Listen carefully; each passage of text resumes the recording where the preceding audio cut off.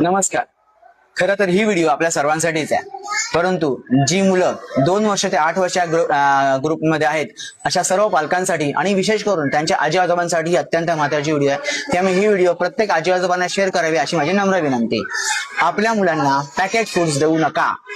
Packet foods like Kurkure, wafers, बॉबिल्स, तेढा मेढा आणि अजून खूप काही, ज्याची मार्केट प्राइस 5 रुपये, 10 रुपये, 15, 20, 25 इतक्या माफक दरामध्ये मिळतो. हा स्वस्त खाऊ आपल्या मुलांच्या भविष्यामध्ये अत्यंत महाग होऊ शकतो.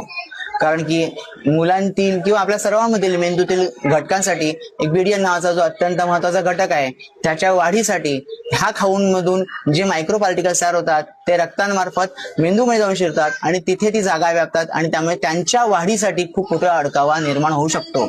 सो असे पार्टिकल्स तयार न होण्यासाठी आपल्या मुलांना कमीत कमी हा खाऊ द्यावा. कमीत कमी म्हणजे महिन्यातून एखाद दुसरा